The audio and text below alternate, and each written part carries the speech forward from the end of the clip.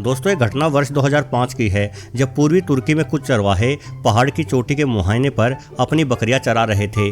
बकरी एक बुद्धिमान जानवर है, उन्हें अधिक देख रेख की आवश्यकता नहीं पड़ती, इसलिए चरवाहे आराम से बैठकर अपना भोजन करने लगे। अब ये तो उनका रोज का ही काम था, इसलिए वो बिल्कुल सहजता और इत्मीनान से भोजन का स्वाद ले रहे थे। परंतु तभी एक ऐसा नज़ारा घटित हुआ जिसकी कल्पना उन चरवाहों ने बिल्कुल भी नहीं की थी। असल में एक बकरी गलती से चरते चरते पहाड़ी से नीचे गिर गई और उस बकरी को नीचे गिरते देख बाकी की बकरियां भी एक एक करके पहाड़ी से नीचे कूदने लगी। चरवाहे अपना भोजन छोड़कर बकरियों को बचाने दौड़े, लेकिन बकरियां लगातार पहाड़ी से नीचे छलांगे मारती रही और इस हादसे में करीब 450 बकरियां मारी गई। हालांकि पहाड़ी से नीचे कूदने वाली बकरियों की संख्या लगभग 1500 थी, किंतु इनमें से ज़्यादातर बकरियां इसलिए जिंदा बच गई क्योंकि वो पहाड़ी से नीचे गिरी एवं मरी हुई बकरियों के नरम शरीर पर कूदी थी। बाद में कूदने वाली बकरियों के लिए इन मरी हुई बकरियों का शरीर किसी गद्दे के ही समान कार्य कर रहा था। परंतु गरीब चरवाहों के लिए 450 की संख्या में मर चुकी बकरियों का नुकसान कोई मामूली नुकसान नहीं था। लेकिन इन हालातों में सबसे बड़ा सवाल ये उठता है कि आखिर ऐसी क्या वजह रही कि एक बकरी के नीचे गिरने से अन्य बकरियों ने भी पहाड़ी से छलांग लगा दी। जानवरों के विशेषज्ञ इस बारे में बताते हैं कि बकरी असल में एक अति सामाजिक प्राणी है।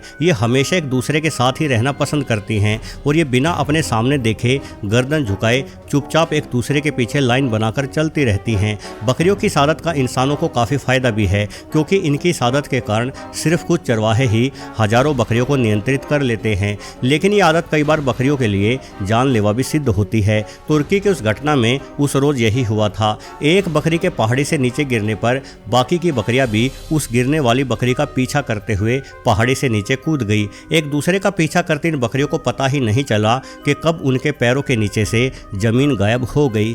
दरअसल इस घटना का कारण जानवरों का शाकाहारी और मुख्य रूप से घासखोर होना भी है। घास खाने वाले जानवरों को लगातार नीचे देखते हुए अपना भोजन जुटाना पड़ता है, इसलिए ये सामने के खतरों पर ध्यान नहीं देते और घास चबाते हुए एक दूसरे के पीछे पीछे चलते रहते हैं। इस तरह से घासखोर जानवरों के एक दूसरे के पीछे चलते हुए पहाड़ियों से नीचे गिरने की घटनाएं दुनिया भर में होती रहती है। वर्ष 2017 में स्विट्जरलैंड में 13 गायें एक साथ यूं ही पहाड़ी से नीचे गिर गई थी। वहीं भारत में तो अक्सर अपने दोस्त या किसी अन्य रिश्तेदार पर अधिक भरोसा करने वाले इंसान को कह दिया जाता है कि यदि वो कुएं में गिरेगा तो क्या तू भी कुएं में गिरेगा। असल में इस तरह की कहावत घास चरने वाले जानवरों के कारण से ही बनी है। प्राचीन समय में जब कुएं होते थे और बड़े पैमाने पर किसान और चरवाहे अपने जानवरों को चराने ले जाते थे, तो अक्सर इस तरह से एक दूसरे के पीछे कुएं में गिरने की घटनाएं भेड़ बकरियों में काफ़ी आम मानी जाती थी। हो सकता है कि कहीं कहीं ऐसा वर्तमान में भी हो जाता हो। यदि आपने हालिया किसी ऐसी घटना के बारे में सुना हो तो कमेंट करके जरूर बताएं।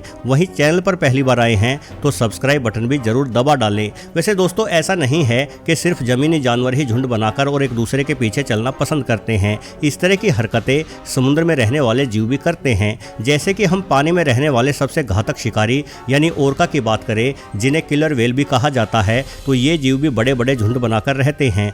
ओरका के झुंड में एक सदस्य को मुखिया मान लिया जाता है और बाकी की ओरका इस मुखिया के पीछे पीछे ही दिमाग बंद करके तैरती रहती है। इसलिए मुखिया का समझदार होना आवश्यक है, परंतु कई बार मुखिया बेवकूफ़ाना हरकत भी कर देते हैं, जिसका खामियाजा बाकी की ओरकाज को भी भुगतना पड़ता है। अक्सर देखा गया है कि शिकार करते हुए जब मुखिया ओरका समुद्र तट के किनारे उथले पानी में फंस जाती है, तो उस मुखिया का पीछा करते हुए पूरा का पूरा झुंड भी किनारे की ओर खिंचा चला आता है और कोई मदद ना मिलने के कारण अंत में सभी ओरकाज मारी जाती है। भला हो इन इंसानों का जो इस तरह से फंसी हुई ओरका को किसी तरह से धकाते हुए वापस गहरे पानी में पहुंचा रहे हैं। वैसे ओरका के बारे में अनोखी बात यह है कि ये जीव सिर्फ समुद्र का ही नहीं बल्कि हमारी पूरी पृथ्वी का सबसे घातक शिकारी है, जो बड़ी व्हेल्स को भी मार डालता है। परंतु घातक शिकारी होने के बावजूद भी ओरका इंसानों के साथ बड़ा ही दोस्ताना व्यवहार करती है।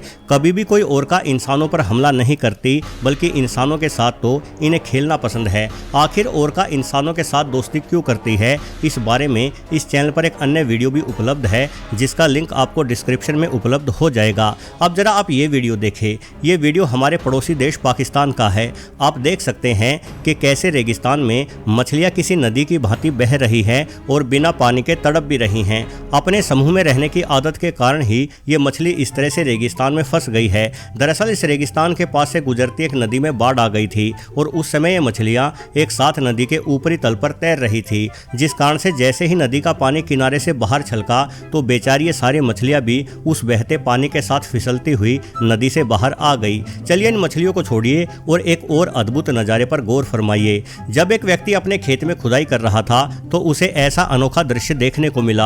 यहाँ कई सारे कछुए एक के ऊपर एक झुंड बनाकर बैठे हुए हैं। अब क्योंकि रेप्टाइल एवं ठंडे खून के प्राणी होने के कारण सर्दियों में कछुओं का शरीर जमने लगता है, इसलिए सर्दियों में कछुए किसी गड्ढे या कीचड़ के भीतर शीत निद्रा में चले जाते हैं और सर्दियां समाप्त होने पर फिर से जाग जाते हैं। कुछ नस्लों के कछुए इस तरह से मिलकर एक साथ भी शीत निद्रा में जाते हैं, क्योंकि ऐसा करने से इन्हें एक दूसरे के शरीर की गर्मी मिलती रहती है। हालांकि कीचड़ के भीतर गहरी नींद में गए इन कछुओं के लिए कई बार मुसीबत खड़ी हो जाती है, क्योंकि शुष्क मौसम में ये कीचड़ जमकर कठोर हो जाता है। ऐसे में ये बेचारे गर्मी शुरू होने पर भी इस कीचड़ से बाहर नहीं निकल पाते और कीचड़ में ही दम घुटने के कारण मारे जाते हैं। वहीं यदि आर्मडिलो नामक एक अन्य जीव की बात की जाए तो वैसे तो ये जीव अक्सर अकेला ही दिखाई देता है और ये कछुओं की भांति गहरी नींद में भी नहीं जाता, परंतु आर्मडिलो को भी सर्दियां अधिक पसंद नहीं होती, इसलिए सर्दियों के मौसम का अधिकतर हिस्सा ये जीव सोकर ही बिताना पसंद करता है। आर्मडिलो एक ऐसा जीव है जिसके पास बुलेट प्रूफ कवच मौजूद है। इसका यह कवच ही इसे शिकारियों से बचाता है। कुछ रिपोर्ट्स में जिक्र मिलता है कि यह कवच इतना मजबूत है कि इस पर एक छोटे रिवॉल्वर की गोलियों का भी असर नहीं होता। जब कोई शिकारी जानवर आर्मडिलो पर हमला करता है तो ये गेंद में बदल जाता है, जिस वजह से इसका कवच इसे चारों ओर से घेर कर इसके पेट जैसे नाजुक अंगों को भी सुरक्षित रखता है। परंतु सर्दियों के दिनों में जब ये जीव यानी आर्मडिलो 16 से 18 घंटे सोकर बिताता है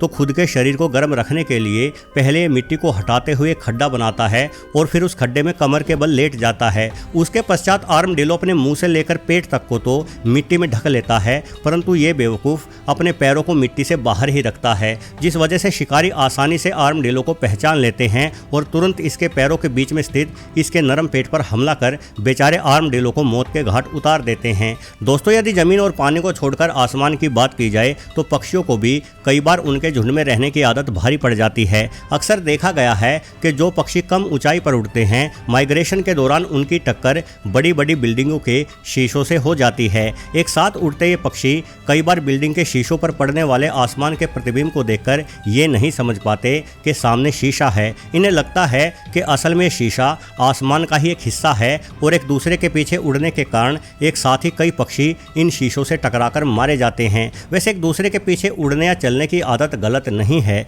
बल्कि जीव जगत में ऐसा होना आवश्यक है, क्योंकि ऐसा करने से झुंड के सबसे अनुभवी सदस्य के अनुभव का फायदा सभी को मिलता है। अब भाई जिस सदस्य को रास्तों की ज़्यादा जानकारी है उसके पीछे पीछे चलते हुए हम भी मंजिल तक पहुंच जाए तो भला क्या बुराई है, परंतु सबकी अगुवाई करने वाले उस अनुभवी सदस्य को ये भी ध्यान में रखना चाहिए कि उसके पीछे चल रहे अन्य सदस्य किसी मुसीबत में ना पड़ जाएं। जैसे कि हम पोलर बेयर्स की बात करें तो जाहिर है कि माँ भालू को इन बर्फीले रास्तों की अधिक जानकारी है, इसलिए माँ तेजी से आगे बढ़ती रहती है, परंतु ये माँ इतना ध्यान नहीं रखती कि उसके पीछे पीछे चल रहे छोटे शावकों के लिए भी ये रास्ते सुरक्षित है या नहीं। अब जैसे कई बार माँ भालू लंबी दूरी तक पानी में तैरती रहती है और माँ के पीछे पीछे उसके शावक भी पानी में तैरने लगते हैं, परंतु बेचारे शावक इतनी दूरी तक पानी में तैर नहीं पाते और थकावट के कारण वो शावक पानी में डूबकर ही मारे जाते हैं। वहीं कई बार ये माँ भालू काफ़ी कमज़ोर बर्फ़ में अपनी मांद बना लेती है। अब ये खुद तो बड़े ही आराम और एहतियात से मांद में बैठती है,